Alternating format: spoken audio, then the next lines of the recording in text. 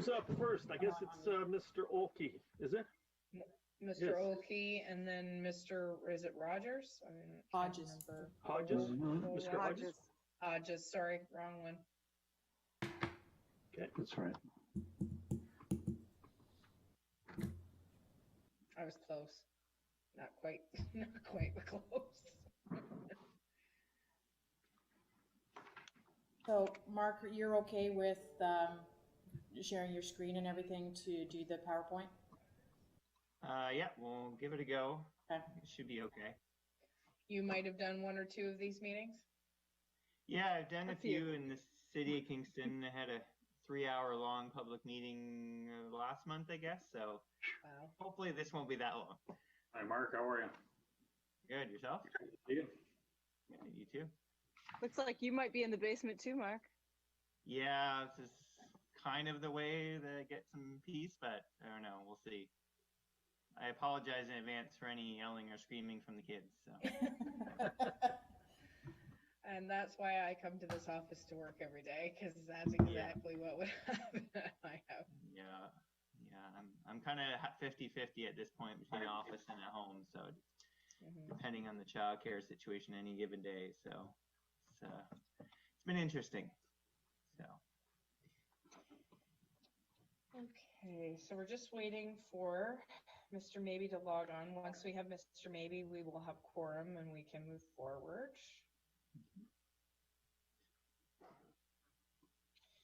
And then the deputy mayor might join us in amongst that time frame as well. Obviously, Mr. Ohlke has declared conflict. He will not be on the meeting this evening. Is it that Mr. Ohlke? Is it? The one and the only. There are so many. There are so many.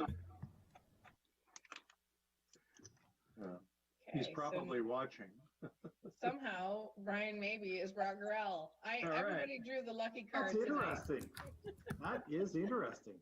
Hey, Brock, you're double named. That's interesting. Get a haircut. Say whatever you want, Brian. You won't be held accountable. Oh, well, you know, it is my pandemic haircut. Okay, so since we have quorum now, I'm just going to pull up. So my agenda went asleep. I apologize. So we'll call this meeting to order, and it's at 5:37 p.m. on June the 8th. So I'm just going to ask for any declarations of any conflict of interest or general nature thereof. Please state it now if you have any conflicts. Seeing none, we will move on in the agenda. And great, I've got the wrong agenda up. So the purpose of the meeting is the first zoning application that's on the floor is Z-2020-003 Ohlke IBI Group, Thomas Road. And before we go forward with that application, I'll just read the blurb from the Planning Act, as I always do. Personal information collected at this public hearing is collected under the authority of the Planning Act and will be used to assist in making a decision on this matter. All names, addresses, opinions, and comments are collected and form part of the minutes which are available to the public. Questions regarding this collection should be forwarded to the Director of Planning, Marnie Venditti. The purpose of public meetings is to present planning applications in a public forum as required by the Planning Act. Following presentations by the applicant or staff, committee members will be afforded an opportunity to ask questions for clarification or further information. The meeting will then be open to the public for comments and questions. When you speak, please provide your name and address for the recording in the minutes. All comments should be directed to myself, the chair of the meeting. The applicant will be provided the opportunity to address public questions once all members of the public have made their submissions. No decisions are made at public meetings concerning applications unless otherwise noted. The public meeting is held to gather public opinion. Public meeting reports are provided to inform the public of all relevant information. Information gathered is considered by the planning staff in the review of an application. For the applications being presented tonight, a report and recommendation are being presented to council for the applications. Following a council decision, notice will be given and circulated in accordance with the Planning Act. If a person or public body would have an ability to appeal the decision of council to the local planning appeal tribunal, but the person or public body does not make oral submissions at a public meeting or make written submissions to the township before the bylaw is passed, the person or public body is not entitled to appeal the decision. So now that I've got that out of the way, I do recognize we have two attendees other than the participants in the meeting, Cody Hodges and Jerry McConnell. So we will ask the gallery, as they are the attendees, for their comments once we have those applications up, if they're here in support or in their here for their own applications. So we'll move forward with Z 2020-003 Ohlke IBI Group. So Mark, I guess we will unmute Mark and then you can speak to this application, or do you want to speak first, Marnie? Okay, we'll let Mark go ahead and then go from there. All right, thank you.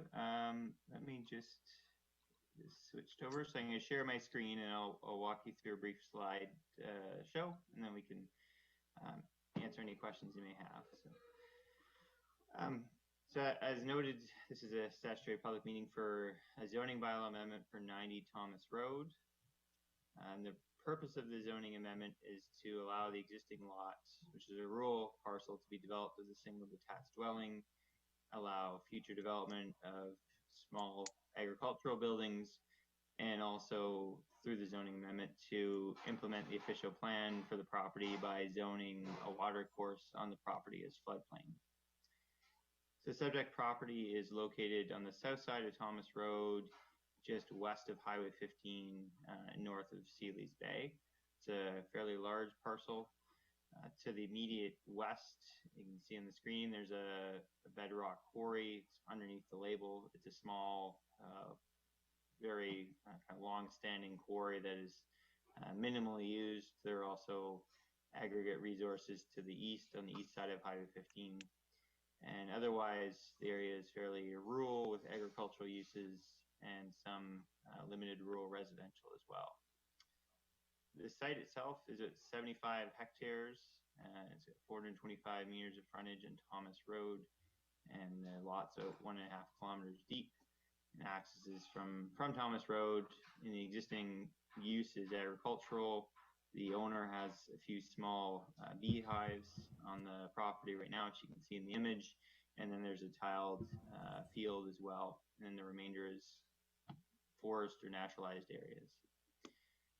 So the area in question where a portion of the property is proposed to be rezoned is the northeast corner. So the lot itself right now is in a mineral resource bedrock zone. And the proposal is to rezone just a 1.5 acre portion of the northeast corner to allow for dwelling accessory structures to be built there. And the intention of that is to limit the potential for future interference with aggregate extraction activities, particularly the quarry to the west or other activities to the east on the east side of Highway 15. So rather than rezoning the whole parcel, we're just going to limit the area where a dwelling could be built so that potential impacts on aggregate resources are minimized or eliminated. In this image as well, just in the south side, you can see a clearing. So currently there is an access into the property through a dirt road and an existing entrance, and the owner has some beehives in this area, and this would be the approximate area where future agricultural buildings, like only one, but just small, modest agricultural buildings will be constructed associated with the apiary. The rest of the property would just continue to be farmed as it is today for cash crop. So we reviewed the application against the provincial policy statement and policies of the official plan. We found that the application is consistent with the PPS, noting in particular the scale development is compatible with the rural landscape. It does protect aggregate resources from incompatible development. The zoning will recognize natural hazard areas being the floodplain associated with the creek, and there are no negative impacts to public health and safety anticipated as a result. In the official plans, this is the township official plan. The application is consistent with the policies of the OP. It's designated rural and then environmental protection where the water course is concerned. So there are a number of tests associated with the rural designation. The rezoning does satisfy those tests. briefly, the county official plan is also satisfied. There are no detailed policies in the county OP that are different or more stringent than the local OP. So in terms of aggregate resource protection, the local OP policies would apply, and they provide for the same level of protection, which is satisfied. So in our opinion, the request conforms to the both local and county official plans. And then with respect to the zoning bylaw specifically, this schedule shows the existing MRB mineral resource bedrock -1 zone that currently applies to the property. So it's a site-specific zone that was applied about 12 years ago, I believe, that placed the property in a specific zone to prevent development of a dwelling on the property. And that was specifically tied to the severance of parcels here to the east. The intention there was to protect aggregate resources from incompatible uses. So the proposal now is to rezone the property to allow a dwelling in the northeast corner in a fashion that would continue to allow those aggregate resources to be protected as the separation distances between the resources are preserved, and there are other residential uses that are closer to or would present a similar requirement for evaluation if an aggregate resource needed to be developed further. And then the parcel here in the northeast corner will be changed to an RU-45 zone to allow the site-specific, to allow the residential use. And the MRB-1 zone would just be modified to allow for a residential use on this portion of the property. And then currently the creek here in the floodplain isn't zoned, it's just all zoned as mineral resource bedrock. So the rezoning would specifically zone the floodplain associated with the creek, consistent with the new official plan.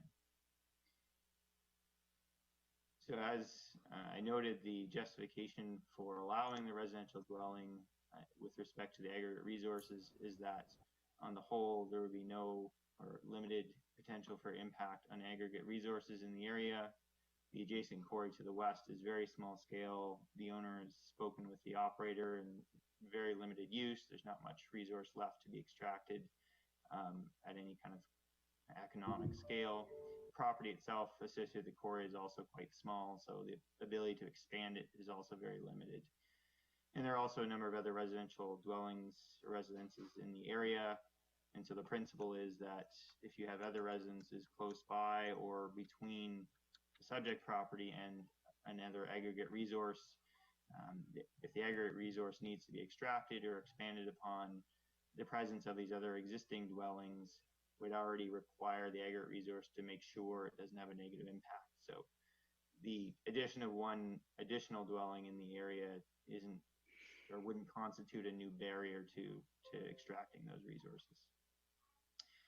So on the whole, our opinion is that the amendments are appropriate as they're consistent with the PPS, the official plan policies, and they're compatible with adjacent land uses, and it represents good planning and is in the public interest. Thank you very much. And if you have any questions, I'd be happy to try to answer them if I can, or I can refer them and get back to you with the answers in the future. Thank you very much, Mr. Tao. I'm going to ask Ms. Venditti if you want to add anything to that before I take any questions. Go ahead.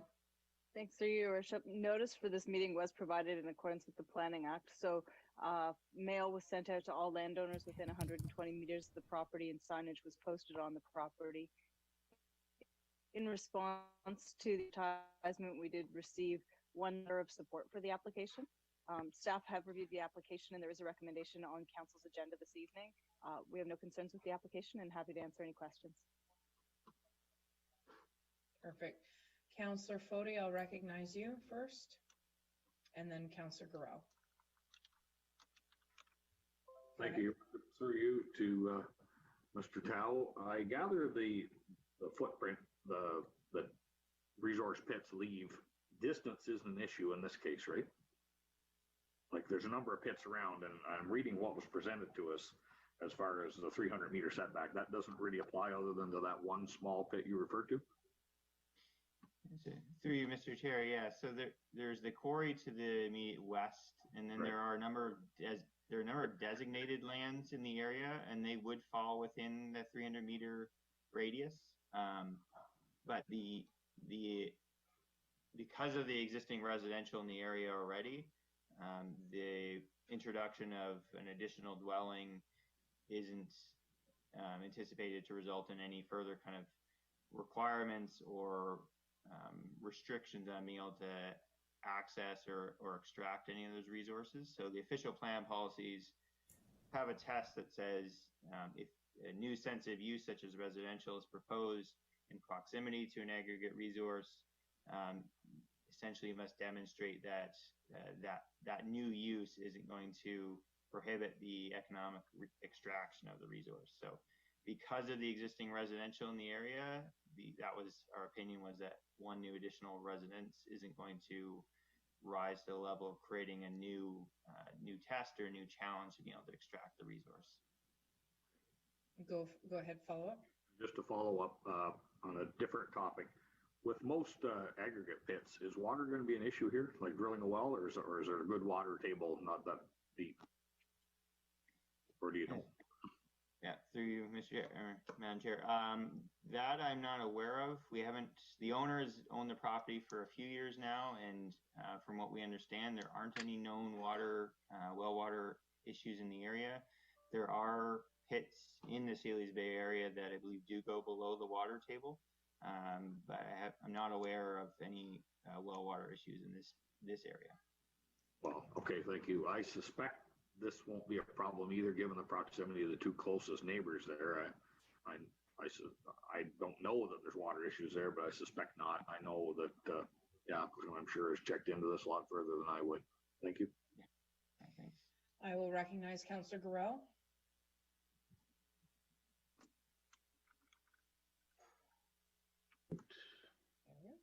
Okay. One question, we are being asked to also, on the MRB-1 site-specific, leaving aside the 1.5 acres for the house, we are being asked to change the exemptions there to allow for agricultural use building. At this time, that building's going to be something to do with the bees, which is wonderful. The apiary, definitely an allowed situation under agricultural use. But my question would be, in the future, sale of the property and so on, a barn or something, a larger structure could be put on the property. Someone who had other ideas, is that also possible? And would that conflict with that quarry, the setbacks? How would that work out in future years? Thank you. Ms. Venditti, you want to answer that? Thank you, through your worship. So the zoning allows for, the recommended zoning allows for accessory buildings that would be consistent with a rural use, subject to the setback provisions and the uses in the rural zone. Right now, the existing zoning would allow for a riding stable and other buildings, so there's no real concern about agricultural buildings. In terms of the MRB zone, it still would not allow for a residential use. Setback would still apply to between any extraction that could potentially happen on that property in the future and any surrounding residential uses. But there is an exemption built into the recommended zone to exempt the RU 45, which is the area where the dwelling is proposed to be located, so that there's no conflict between the zoning on the property itself. Mm-hmm. Does that answer your question, Councillor Garrell? Yeah, again, it's the zoning of the property, or the rezoning to rural for the house and so on is fine.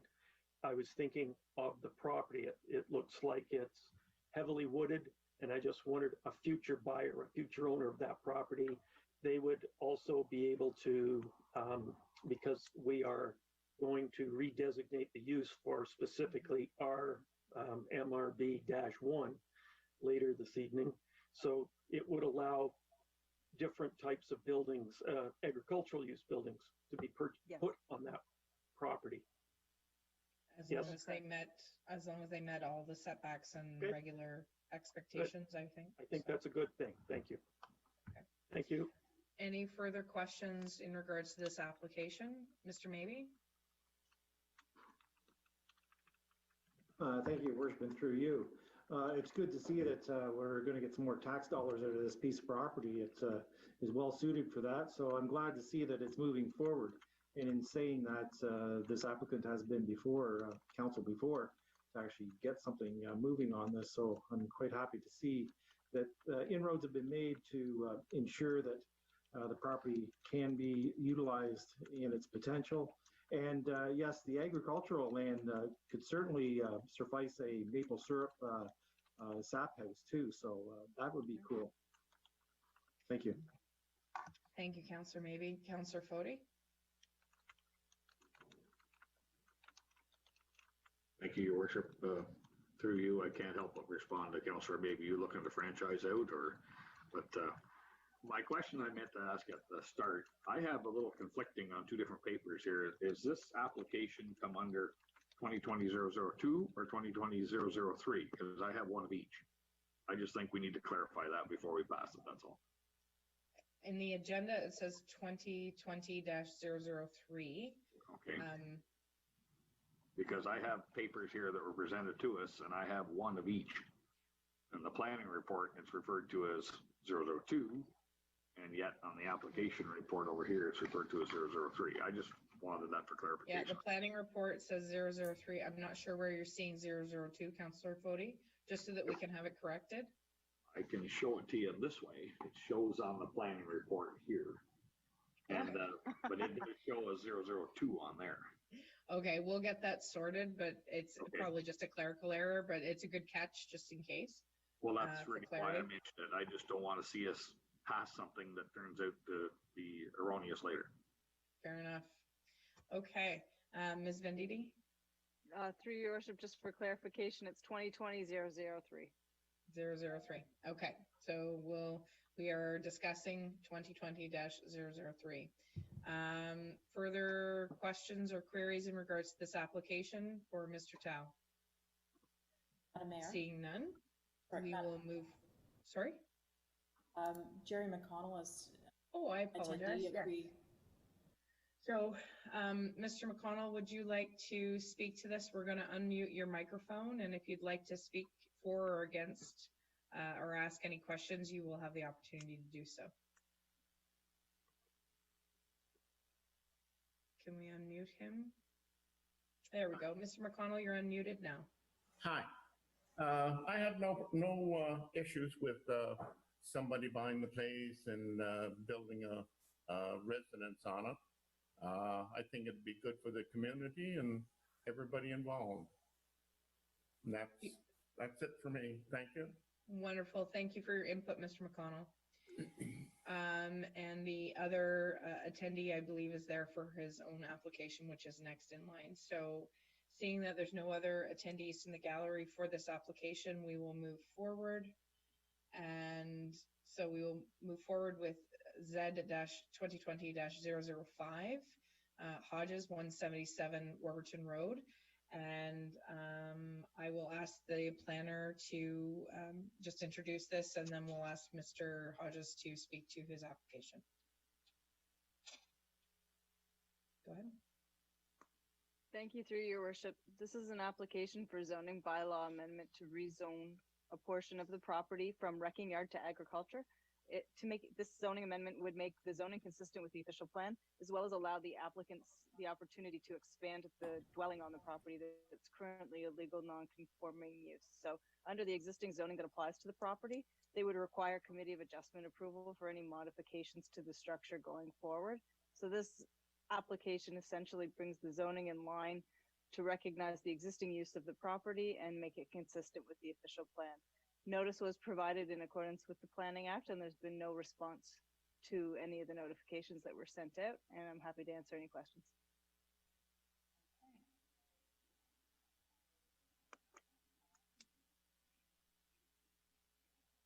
To what the planner has just said, and then we'll take questions from the councillors and any public if there's no other public. So can we bring Mr. Hodges into the meeting and see if he has anything to add? Oh, that's not a Mr. I apologize. That's a lady. So is this Cody? Yeah, can you hear me? Yes, we can hear you. Okay, perfect. Go ahead. I don't think you look like your picture. I'm gonna take a guess. No, it's probably my wife that you might. So so go ahead. I just want to say thank you for taking your time to listen to our application. We're hoping we can get it passed. I don't know, most of you probably know the area, but it hasn't been used as a wrecking yard for a long time. That is correct. So from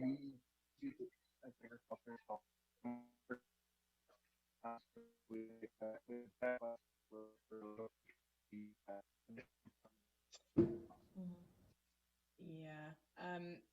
Mr. Hodges, we were having trouble hearing you. I'm going to assume that you're having some issues with your rural internet, maybe.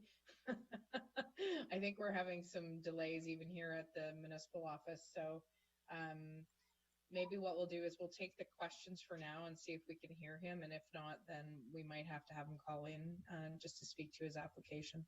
Are there any questions in regards to this application? Mr. Maybe, Mr. Lackey, Mr. Fody. So I'll recognize Councillor Maybe first. Thank you, Your Worshipman, through you. This land used to be O'Grady's yard. So my first question is, has it been cleared, even though it hasn't been a wrecking yard for many years? I do remember actually going there for parts at one time for vehicles. So my question is, has the land been cleared of all remnants of those days? And has it been tested for any contaminants? Because again, it's been a while and protocols weren't quite what they are nowadays. So again, the question comes to the Safe Water Act, whether there's any issues to be actually looked at there.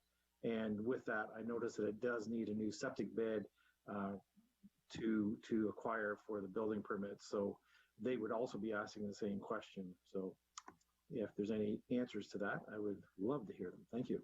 Okay, so we'll take the questions first. So septic and contaminants, and then we'll go to Mr. Hodges once we have all the questions. So just if you can be concise with your questions, we would appreciate it. Go ahead, Mr. Lackey, Deputy Mayor Lackey.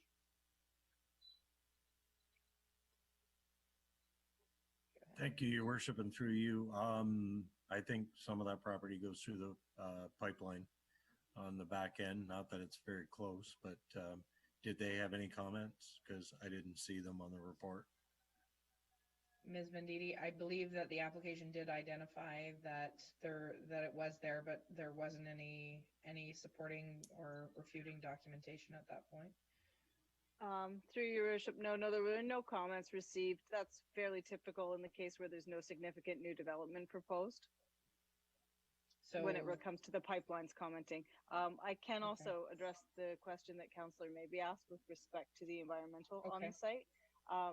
Given that we're rezoning the property to allow for a residential use from a wrecking yard zone, my first question was, does it need a record of site condition? So we did check with the Ministry of Environment to see, and they indicated that given the length of time since the property had been used for a wrecking yard, based on their regulations, that there was no requirement for a record of site condition to be performed on the property. Okay, so that's good. And then the septic question, that I guess that ties into the same thing, because the question was, would they be allowed to put a septic in? So if the MOE is fine with it, then it should be no problem with the health unit as well. And the health unit will need to review and sign off on any septic permits prior to the issuance of building permits. Fair enough. Okay, Mr. Lackey, did you have any further questions, or was that everything? No. Okay, and then Mr. Fody, please. Thank you, Your Worship, through you. This is in close proximity to where I've spent all my life. I know this property reasonably well. I just checked for historical purposes, literally a graveyard will do that for you. This property has not been in a wrecking yard working position since 1989. That's when that owner passed away.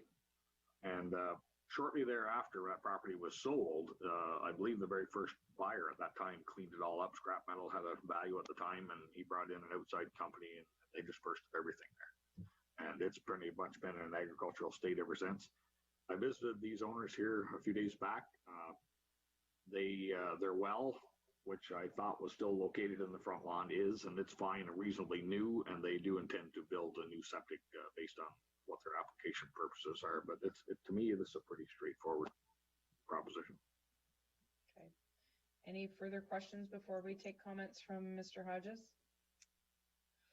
Mr. Hodges, do you have anything to add to the comments or questions that have been made? Can you hear me? We can hear you now. Okay, perfect. So just in regards to some of your questions, the health unit was here and did their inspection on the septic tank. I have received the documents back from them as to the requirements, what the distances need to be from the well and the building. So I can certainly send that off to whomever needs it, if they haven't done that for you guys already. As far as I know, I think the answer already, there was no issues with having to have any testing done because of the length of time it's been around.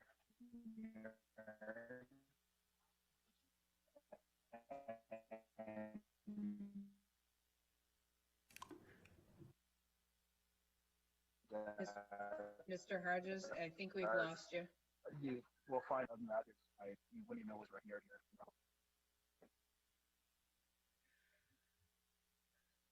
Okay, I know that we lost you a little bit there, but it sounds like everything has been tested and is in order. Would that be correct, Mr. Hodges?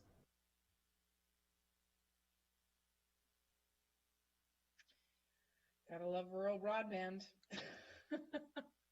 Hopefully we'll be able to address that tonight. There's also the chat box. I believe that if you go to the bottom of your screen, Mr. Hodges, for some reason you're cutting out. If you want to put in the chat box. You keep cutting in and out.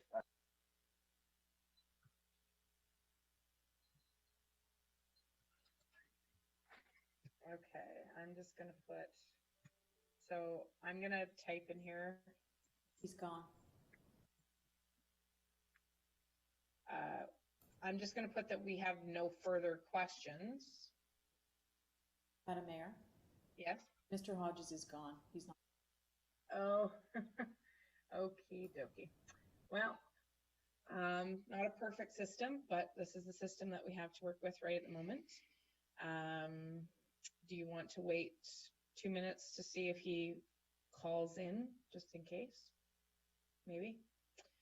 But I think based on the questions that have been asked, the major concern being the wrecking yard previously have been addressed, and that it is for a new septic bed, so that they should be able to do that without needing a minor variance, correct, Madam Planner? That's correct. With the zoning amendment, they won't need committee of adjustment approvals every time they want to change something on the property. Fair enough. Okay, well, seeing that we've exhausted our poor attendee, unless there's any further questions for the record. Seeing none, I will put a motion on the floor, moved by Councillor Maybe, seconded by Councillor Fody, that the public meeting adjourn. All those in favor, please signify by raising your hand. All those opposed? Carried. Okay, so yay, yay, yay. Yay and yay. Okay, so this meeting is adjourned, so we will come off of, Mr. Jameson, before we go to the next meeting, because that will be a separate link. That's all I'm trying to figure out here. So the link we have for council for the 6th